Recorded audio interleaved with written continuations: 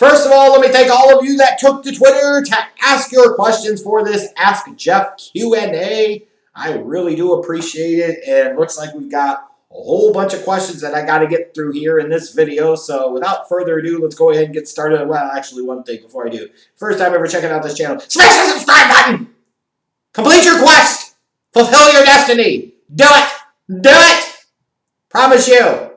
One way or another, you'll feel good about it. Alright, let's get started. Illogical Reasoning asks, shouldn't the NBA just start in January next year and play a shortened season of maybe 40 games because who knows what will happen with the Olympics and COVID? 40 games? Nah.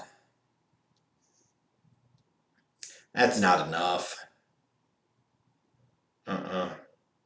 It will be interesting to see where they land on what's the right number of games, when's the right time to actually start. You know, how that could potentially impact things such as the Olympics. Like, you know, at some point in time, you've got to right the ship and get things back on a normal schedule. So I don't know if that's going to be in 2021 or not. We'll see. But I think 40 games might be a little too short. PFF Rain asks, assuming Trevor Lawrence and Justin Fields are the only quarterbacks off the board, which QB do you think Belichick would draft in the first round? I don't even know that it's a guarantee that he would draft one in the first round. He might roll the dice and think that that class has some good depth to it, and as a result, might not feel a pressing need to take one in the first. I mean, we really don't know what Belichick would do when it comes to the QB position. You know, we have some record of him spending, you know, day 2 picks on guys like Jimmy Garoppolo and Jacoby Brissett, but first-round picks? We don't know what his philosophy is. He might believe enough in the system that he thinks either A, has the long-term option in-house, or B, he thinks that he could draft and develop one later on in the draft. Mojo Jojo asks, how disappointing is it that Michael Jordan spent 2 years filming scenes of himself playing for the Wizards and we never got to see the movie explaining what he was saving us all from? It must have been worse than the Monstars.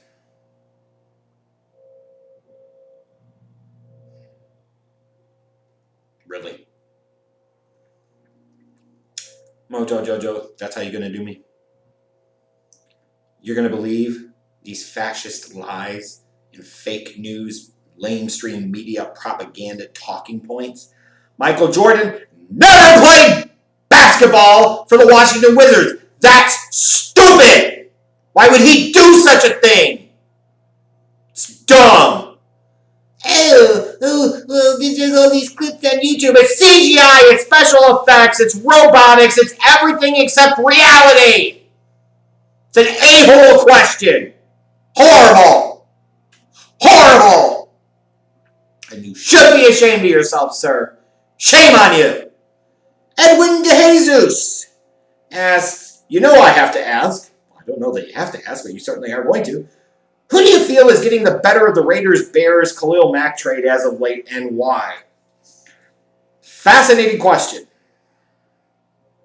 It'd be very easy to just say the Raiders, because they got 2 first-round picks out of it. They didn't have to pay Khalil Mack all that money. The Bears, you know, at least got 1 playoff appearance out of it. And Khalil Mack is a Pro Bowl level player. But I can certainly understand where you would say the Raiders. But then when you look at the reality, neither team really has won that much because neither team has a real, true, long-term answer at the quarterback position. You're going to say, well, the Raiders have Derek Carr. And I said, and your point is what? They went through this rebuild, and they never fully completed it because they never got the young quarterback. Instead, they're playing Derek Carr. And Trubisky has been a total bust. So the Bears certainly can't call themselves big winners because now you've given Khalil Mack all that big money, and it will impact what you do financially in the next couple of years. You also missed out on 2 first-round picks that could have been used to build up that offense, God forbid. So the Bears certainly don't come out of this as winners. Believe me, I'm not saying that. I'm just saying, how much do the Raiders really come out as winners of this as well? If you want to say you feel like the Raiders won it long-term, fine. You feel empowered to do so. I just don't know that either team could sit there and say they feel like they were overwhelming winners here. Master Havoc, what do you think of the rise of the black quarterback in the NFL? Like, what am I supposed to think about it? It was natural. It was an inevitability. I'm surprised it took that long. Like, I'm not really sure why the premise of the question here. I think it's taken longer than it should have, frankly, um, because you had certain type of mindsets that were still relatively prevalent in the league. And eventually, as high school and college games changed, the NFL was naturally eventually going to have to change. And it's just the reality of the old 6'5" white statuesque pocket passer is going to be passe. It's going to be a thing of the past. Herpy Man asks, do you think Joe Biden could potentially have a stroke or other medical issues in office? And if he does, how would Harris do in 20? You said 24. I'm not sure what you meant by 24. Are you saying how would she do in the role or in the TV show 24? You know, the fact of the matter is we're going to be in unprecedented territory because January 20th we're going to have the oldest president in history. So who knows? Like, would I find it surprising that he actually finishes out his first term? Somewhat, yes. And even if he finishes out his first term, I certainly don't think there's any chance in realistic hell that he's going to have a second one, or that he's even going to run for a second one, or even that even if he's physically able to, that he would even want to run for a second one. As far as Kamala Harris, like, she's gotten into a spot where she's been kind of positioned as the heir apparent in 2024. And what I can say is her next 3.5, 4 years need to really be about finding key issues that could ignite passions in the progressive liberal base of the Democratic Party. You have to learn from the lessons of the Trump campaign and the Trump candidate and the Trump messaging. You talk about all the things you might hate about him and everything else, but you better damn learn from it. Because if you don't learn from it, you'll be in a bad spot in 2024. And it's clear that the Democrats, in a lot of ways, are sitting there trying to send the old kumbaya message on a national stage, and what should have been an overwhelming blue wave election barely resulted in anything positive for the Democrats at all. Like, yeah, won the White House, and maybe picked up one Senate seat. Maybe you'll pick up one or two more, maybe, but that could be asking for something. But you lost seats in the House? Like, how the hell does that happen? That happens because you run away from some of those progressive policies that enjoy widespread popularity. Like even something as simple as marijuana legalization. Going beyond things like raising the minimum wage and universal health care and some of those other, pet issues. Like even something as simple as marijuana decriminalization, marijuana legalization. Like these are things that enjoy widespread, broad liberal, conservative, left-wing, right-wing, Republican, Democrat support. Like stop running away from those issues. Universal background checks for guns. Like sometimes you can have ideals and principles that you want to strive towards, but in the meantime, you can run on certain things that most everybody agrees with are a good thing. Seems like to be a good place to go. So she better figure those out in the next few years and really be able to position herself heading into 2024 as somebody that's about more than being a woman or being a biracial woman in the vice president's role. Like she's got to be about something. She absolutely has to be. Like even when you go back to Obama, for those that are going to bash Obama, it's similar to Trump in the sense of he was able to emotionally connect with people. He was able to emotionally connect with his base and get those people emotionally invested in him and to turn out for him like Trump did. That's the key. The whole bipartisanship and that whole unity, like that's stupid. It's not the 90s anymore. Nobody gives a crap. That's just dumb. Stop running like the Clintons. This is not going to work. It didn't work for Hillary in 2016. That's for damn sure. Mike Kiernan, what do you think is a realistic trade package for Zach Levine? I think at this point, depending on the team, you're probably looking at 2 first-round picks and probably having to take back a bad contract in return potentially. But to me, it's foolish that they haven't traded him already. Jack Duncan, would the 85 Bears have won the Super Bowl if they played the Dolphins instead of the Patriots? I would like to believe so.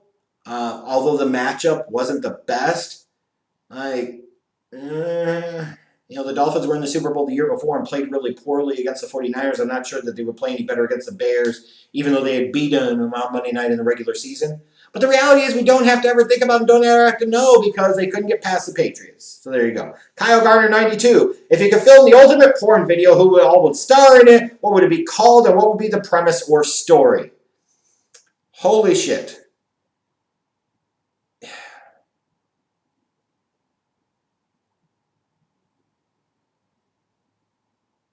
Like sisters and more sisters. It would be all lesbian stuff, like, like story.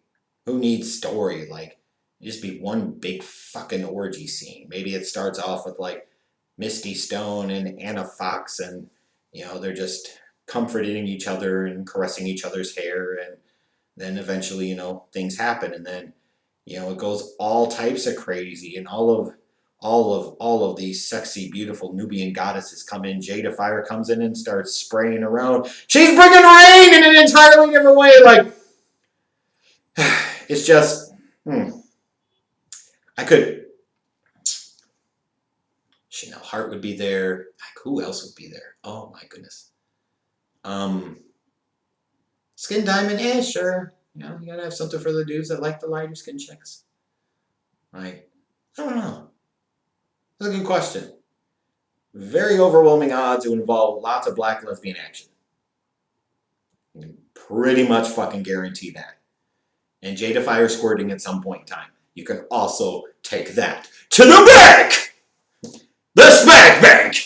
Lucas Furstein asks, how do you know I got your name right? I don't care at this point. Lucas Furstein, I hope I got that right this time.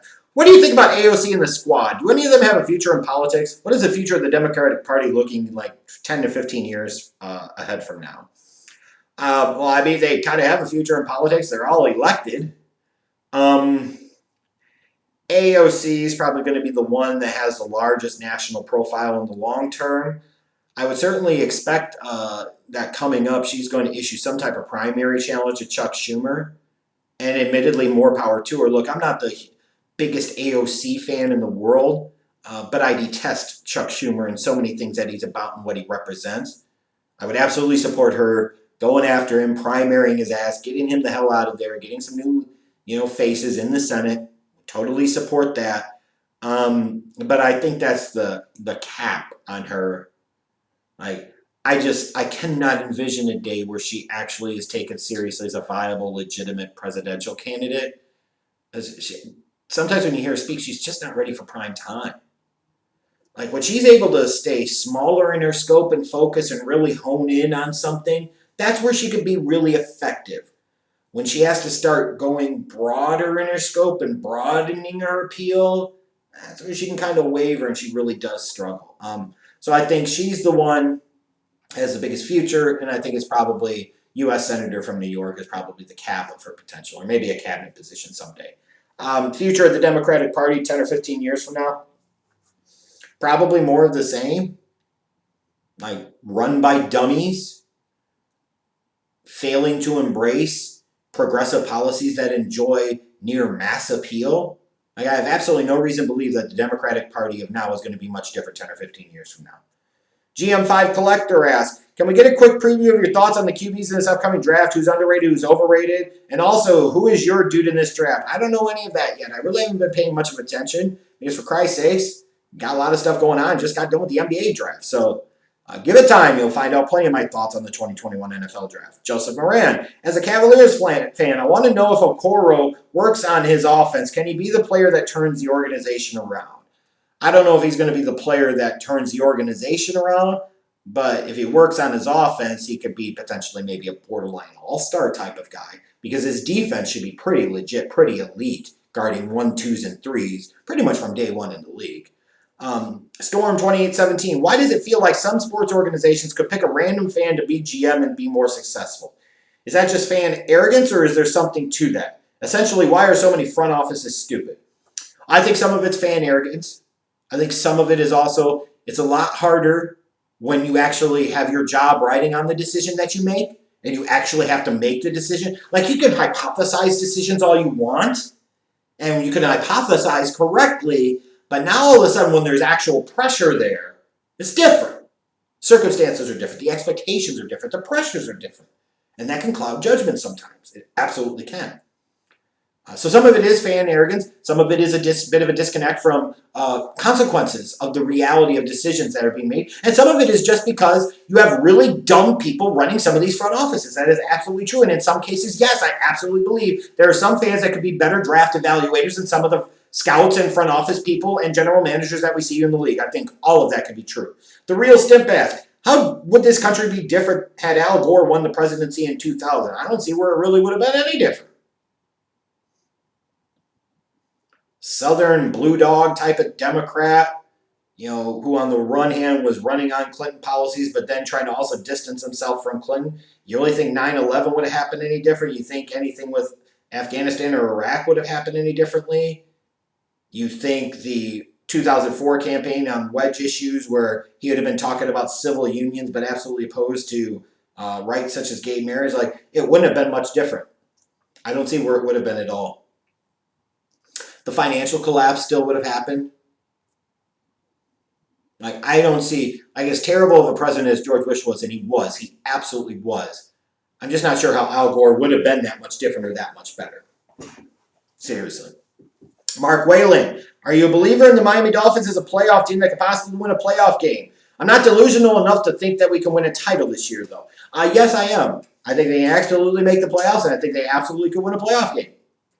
Chris S. Krieger, will the Jets go 16-0? Here's what I could envision happening. If you get towards the end of the season and the Jags have only won one game, and all of a sudden the Jets are sitting there and they're 0-14, and then they win a meaningless-ass game, the Jags don't win again, and all of a sudden the Jets, because of their tougher strength of schedule, end up picking second instead of first in the draft. That would totally be a gangrene Jets type of move and something I could absolutely envision them potentially doing. Going 0-16, though, even that takes skill. The skid marks of a couple of years ago had the level of skill necessary to go 0-16. That takes a special type of suck. And the Jets seem like it could be positioned, but it would be just like Gase to screw that up. Keith Ted asked, would you ever have a pit bull? Oh, God, absolutely. They're wonderful with kids. They're loyal, great companions. The only reason I don't have a pit bull now, A, because I have 2 dogs already. B, is because as a renter and not a homeowner, there is a little bit of a factor that a lot of places that I rent from would not take pit bulls. So it would significantly limit and restrict the places that I could rent or live in. If I was to become a homeowner someday in the future, I would absolutely consider getting a pit bull, and other people should too. They're wonderful dogs. God bless. What are your long-term goals? I think in the next few years is to be making 6 figures, have a bachelor's degree at a minimum, be a homeowner. There are other goals too, but those are some of the ones that I would certainly call out. BPEF00, which current NBA head coach is the most overrated? Budenholzer, Stevens, Rivers, D'Antoni? Or is it someone else? I've always personally been a little partial to Doc Rivers, and I know he's got a ring, so that makes people want to say, well, you can't really be overrated if you got a ring, but goddamn. He's had plenty of his teams over the years really underperform. Really underperform. So I think, you look at the Clippers this year. I think, to me, you could sit there and say Budenholzer, you could say Stevens, you could say D'Antoni, all certainly have been overrated or underachieved, but I think Rivers might be the one that's the most. Because there's a certain level of greatness associated with him as a coach because he's got a ring from that 08 Celtics team. And he's got too many other coming up short losses and playoff disappointments for me to really classify him as a truly great coach. And Jack's going to close us off by asking, were you a good student in school? For the most part, yes. Especially as I got into middle school and high school, I will admit, in high school, as I went from freshman year, that was where I was a 3.83 GPA. And then every year afterwards, it kind of incrementally went down a little bit. And it's not because the subjects got more difficult or I wasn't as smart. It was largely because I took a conscientious decision to not be as about my books and wanted to do other things. And that was a mistake, clearly. And some of it was I just got to the point where I didn't think that college was going to be a reality after I graduated high school, so I just didn't care that much. As I'm saying, what the hell difference is it going to make? I'm still going to graduate. Who cares? So that's it. So I was a good student in school. Could have been and should have been better. And frankly, wish I would have been just from a personal pride standpoint as much as anything else. So that was it for this Q&A. Went almost 20 minutes, but lots of good questions. I hope you enjoyed it because I certainly did. You guys will see me this upcoming week with more videos, so stay tuned.